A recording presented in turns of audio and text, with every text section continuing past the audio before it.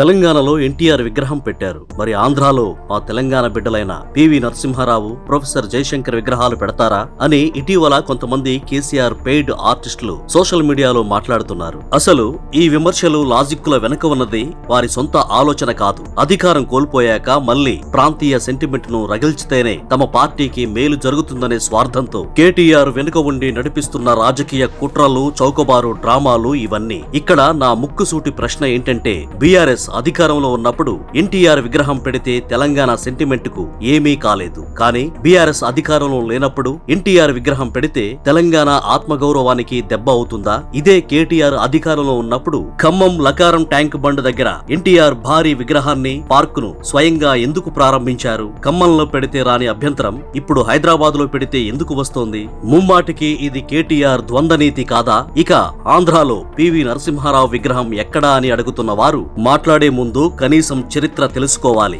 ఆంధ్ర ప్రజలు పివిని ఒక ప్రాంతానికి పరిమితం చేయకుండా తమ గుండెల్లో పెట్టుకున్నారు. రాజమండ్రి గోదావరి తీరాన ప్రతిష్టాత్మకమైన పివి నరసింహారావు పార్క్, ఆయన భారీ విగ్రహం ఉన్నాయి. విజయవాడ నగరానికి గుండెకాయ లాంటి బస్టాండ్, రైల్వే స్టేషన్ పరిసరాల్లో, వైజాగ్ ప్రసిద్ధ బీచ్ రోడ్లు, అలాగే గుంటూరు, ఒంగోలు, పుట్టపర్తి నగర కేంద్రాల్లో పివి కాంస్య విగ్రహాలు, మెమోరియల్స్ సగర్వంగా నిలుచున్నాయి. నాటి ప్రధాని ఎన్నికల్లో ఆంధ్రాలోని నంద్యాల ప్రజలే ఆయనకు వరల్డ్ రికార్డు మెజారిటీ ఇచ్చి గెలిపించారు. ఇక ప్రొఫెసర్ జయశంకర్ విషయానికొస్తే ఆయన తెలంగాణ ప్రత్యేక రాష్ట్ర ఉద్యమానికి సిద్ధాంతకర్త. ఆ ఉద్యమం అంతా జరిగింది నాటి ఉమ్మడి రాష్ట్ర పాలకుల విధి విధానాలకు వ్యతిరేకంగా. మరి అలాంటప్పుడు ఒక ప్రత్యేక ప్రాంత ఉద్యమాన్ని నడిపించిన నేత విగ్రహాన్ని ఆంధ్రాలో పెట్టమనడంలో ఏమైనా లాజిక్ ఉందా? విగ్రహం పెట్టడానికి ఒక నేపథ్యం, అర్థం ఉండాలి కదా. కనీస జ్ఞానం లేకుండా కేవలం వివాదాలు సృష్టించడం కోసమే ఆ పెయిడ్ ఆర్టిస్టులు ఇలాంటి ప్రశ్నలు అడుగుతున్నారు. ఏకంగా ముఖ్యమంత్రి చంద్రబాబుకు లేఖలు కూడా రాసేస్తున్నారు. నిజానికి